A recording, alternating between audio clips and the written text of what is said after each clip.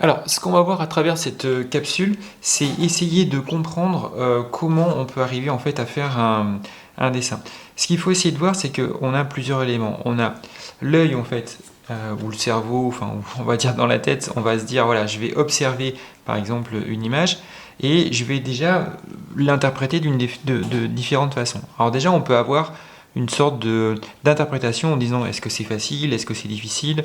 On peut avoir une sorte aussi de conditionnement mental en se disant oh bah non, celle-ci, moi les visages, j'y arrive pas, etc. Donc déjà, je pense que ce qu'il ne faut pas forcément voir dans un premier temps, c'est l'interprétation en fait de l'image, se dire est-ce que c'est facile ou pas facile ou à quoi ça nous fait penser. C'est plutôt voir en fait une multitude de traits en fait. Ce qu'il faut voir, c'est si je la mets comme ça, ou dans l'autre sens. En fin de compte, c'est pour moi, certes, un dessin, enfin une image, mais pour moi, en fait, c'est plus ou moins qu'une succession de traits qui, à la fin, en fait, crée en fait l'image.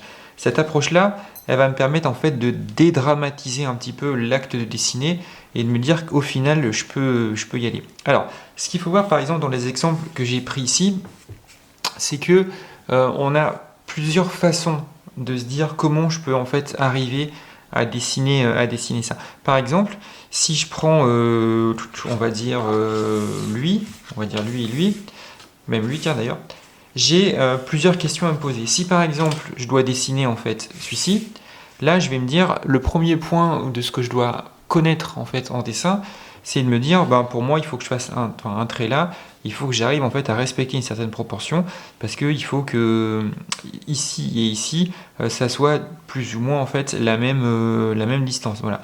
Donc là quand je vais faire ce dessin, je vais commencer en fait avec des lignes de construction et dans ma ligne de construction, je vais commencer à m'interroger en me disant voilà, bon, ben là effectivement, je trace d'abord mon trait et ensuite, je vais adapter en fait une technique plus d'aérien et de venir marquer en fait le dessin, etc., etc., pour venir le construire.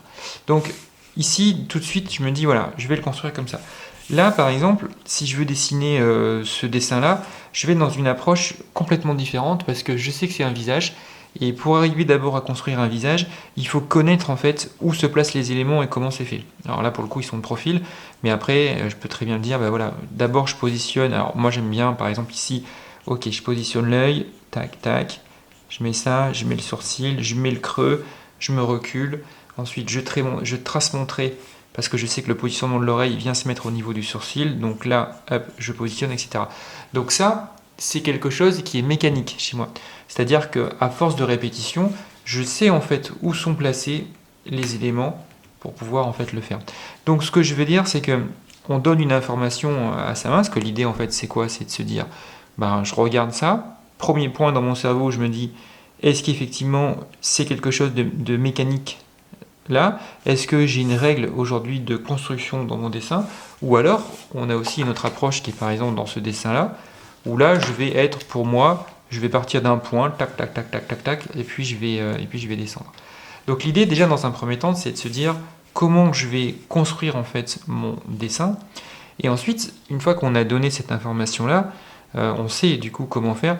La main, en fait, compte, elle est là pour exécuter en fait. C'est-à-dire que bah, sa main, on va donner en fait comment dire, on va lui donner une information et la main, elle va construire en fait le restant. Ce que je veux dire, c'est que quand on écrit, c'est un peu différent parce que quand on va écrire, en fait, on va réfléchir à ce qu'on va écrire, on va s'arrêter, on va marquer. Là, pour moi, si je fais, alors, excusez-moi, je suis un petit peu dans tout le désordre, mais si par exemple, je veux dessiner en fait ça, je vais partir du principe que je vais me mettre là, alors je peux mettre mon doigt ici, je suis ici, je recule, et en fait, à la fois, je regarde mon dessin et à la fois, je marque un point en fait pour savoir où est-ce que j'en suis. Donc là, hop, je descends, après je tourne. Voilà.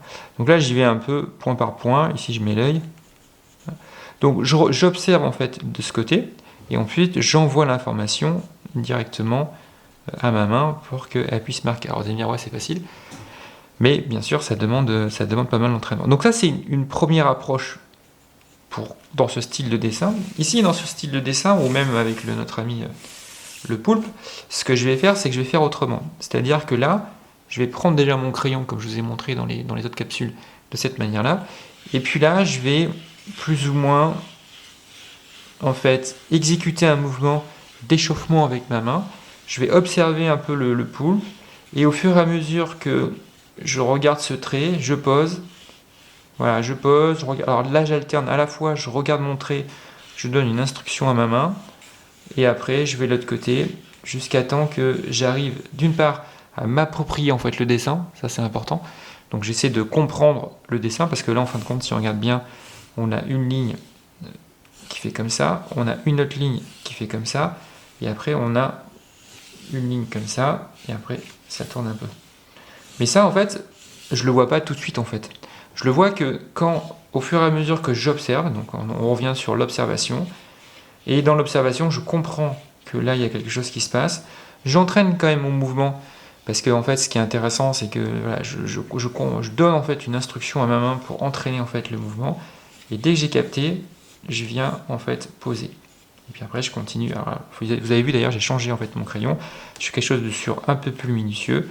Et là, je continue, je comprends. Ce qui est aussi intéressant en dessin, c'est d'alterner en fait à la fois quelque chose de facile et à la fois quelque chose de difficile.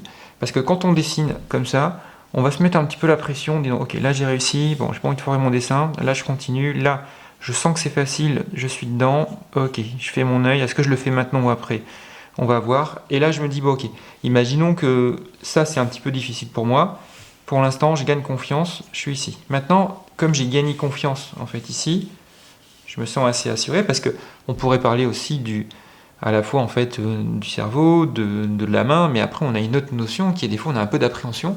Et si jamais vous dessinez des fois en public, on peut avoir le rythme cardiaque qui s'accélère, etc. Et quand le rythme cardiaque du coup s'accélère, ben, ça va donner en fait une petite impulsion en fait dans la main et qui fait que son trait va être un peu plus, comment dire, son trait peut être un peu plus hésitant. Donc c'est pour ça que c'est intéressant d'aller sur du facile ou d'alterner facile et difficile. Donc là, imaginons que pour moi, imaginons que l'œil soit difficile. Donc là, c'est pareil, je vais poser mon œil, je me dis ok, est-ce que je l'ai bien centré? Je regarde, là j'aurais pu tirer une ligne, on voit que c'est légèrement oblique. Bon, pour le coup, je l'ai bien fait. Voilà, je construis mon œil, je me dis ok, ça c'est fait, très bien. Je peux le laisser comme ça, ou je peux revenir en fait sur autre chose et continuer un peu. Voilà, parce que là, je sais que j'ai gagné confiance, je sais que je l'ai plus ou moins bien placé, donc mon dessin, on va dire il est plus ou moins sauvé. Alors c'est sûr que si vous êtes, peut-être un peu la pression, mais si vous êtes calmement en train de dessiner, c'est pas non plus de se mettre dans ces niveaux-là. Mais tout ça pour dire que ce qui va être intéressant, c'est de revenir en fait là-dessus. Et du coup, quand on a en fait cette approche-là, ce qui est bien, c'est qu'après, on peut dédramatiser un peu sa façon de dessiner. Par exemple, si je me dis, bon ici, ça m'a l'air en fait un peu plus complexe, parce qu'effectivement, je peux avoir des mains, je peux avoir un visage, je peux avoir les genoux, et là en fait, je vais adapter un peu la même approche, hein, c'est-à-dire que je vais rester un peu dans ce même esprit en me disant, ok, comment déjà cette image en fait est constituée et comment je peux arriver à la faire? Est-ce que je trace, première réflexion, je trace effectivement un axe qui va me permettre de construire? Est-ce que j'adapte la stratégie de me dire je construis au fur et à mesure? Donc, on peut aussi se poser la question, c'est ça qui est toujours compliqué en dessin, c'est qu'en fin de compte, on a des fois des dizaines de questions à se poser. Est-ce que je commence par le genou ou est-ce que je commence par le visage? Voilà. Alors, j'aurais tendance à dire que quand on est dans des dessins, par exemple, de modèles vivants ou quoi que ce soit, c'est toujours bien de commencer par le visage. Après, ce qui est un peu trompeur ici, c'est qu'on a quand même cette notion-là de premier plan, qui est quand même assez fort. Donc c'est bien des fois moi j'aurais tendance là-dessus à commencer peut-être par la jambe en fait. Voilà, à venir positionner en fait peut-être d'abord la jambe. Voilà, et puis après je construis en fait ici. Et après je mets une tendance par rapport à mon visage. Voilà. Tout comme ici. Donc là c'est encore un petit peu différent. Toujours pareil, se dire, là je peux me dire ouais ça paraît en fait un peu compliqué, mais du coup je peux y aller effectivement avec cette notion de dire voilà je vais essayer de donner en fait une instruction à ma main et je construis. D'ailleurs une toute petite astuce, c'est pas forcément le sujet de cette vidéo, mais je viens de me rendre compte de cette image là parce que je la donne des fois en cours de dessin. Si jamais par exemple vous avez un petit peu du mal à faire ça au début, il y a une petite technique qui est relativement simple, c'est-à-dire que vous allez tracer en fait vos traits ici, voilà, Alors c'est une petite astuce, hein, mais et qui va vous permettre en fait après de se dire, un peu comme la technique en fait de la règle, du quadrillage, de revenir un peu redessiner votre dessin en essayant de garder en fait les bonnes proportions. Bon, ça on le verra un peu plus tard, mais voilà. Ce qui est intéressant, c'est que en fait, il faut arriver à trouver des subtilités pour trouver une solution en fait, pour pouvoir dessiner.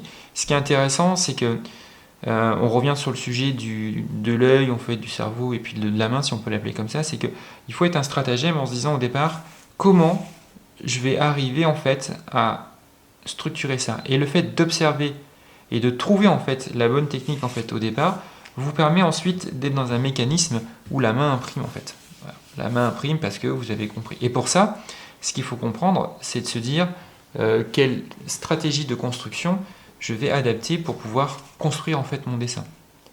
Et je vais pousser en fait la question un peu plus loin, c'est-à-dire qu'une fois qu'on se dit voilà, imaginons que je veux faire lui, bon bah lui je vais, alors déjà pour le coup, je vais tourner ma feuille parce que bah, en fait je suis comme ça, je suis dans ce mode-là. Je vais prendre en fait mon dessin ici et là je vais adapter en fait la stratégie d'aller chercher en fait quelque chose, voilà, d'un peu plus, on va dire construit. Je mets mon axe, ok, je me positionne après mes yeux toujours en étant assez léger. Je viens positionner un premier œil ici. Ok, je vais positionner le deuxième comme ça sera fait. Et je me dis voilà, au moins j'ai pas ça à faire. Je positionne après là et après je recopie. Donc là, on est encore une fois dans cette notion de me dire là j'ai trouvé en fait ma technique. Et puis après, en fait, je construis. J'ai toujours quand même comme repère ma petite ligne de construction en dessous. Et des fois, ce qui se passe, c'est que on n'a pas tout vu dès le départ, en fait. C'est-à-dire que je vais construire ça, puis je vais me dire, ah bah tiens, j'avais pas vu ce trait, par exemple. Ah oui, ok, ouais. Bon, je l'ai pas construit. Ah bah je viens de le voir. Parce qu'en fait, ça c'est important. On le voit pas tout de suite, en fait. On le voit des fois au fur et à mesure qu'on dessine. C'est pour ça que ce petit exercice de se dire, je vais y aller en fait petit à petit, parce que je vais, en quelque sorte, m'approprier un petit peu le dessin. Et au fur et à mesure, on va se dire, ah bah oui, effectivement, il y avait une ligne ici, l'attaque. Ce qui est important aussi, c'est prendre un peu de recul. Des fois, s'arrêter quelques secondes ou une ou deux minutes, en fait, en regardant pas son dessin et en essayant de revenir un petit peu sur son dessin pour se dire, bon, ok, qu'est-ce qui va et qu'est-ce qui va pas. Et c'est là que je peux apporter, en fait, de l'autocorrection. Alors, l'autocorrection, on le verra aussi un peu plus tard, c'est quand même assez intéressant. Voilà. Donc, pour retenir en fait cette partie-là, qu'est-ce que je peux vous dire? Je vais peut-être me répéter, mais dans l'idée, c'est de se dire que on dédramatise un petit peu l'acte de dessiner. Voilà. On essaie de prendre quelques petites photos et puis on se dit, quand on choisit un dessin, moi je le fais des fois en cours de dessin, je leur demande allez-y, choisissez un dessin, mais choisissez pas le dessin qui vous paraît facile, ou non, choisissez n'importe quel type de dessin.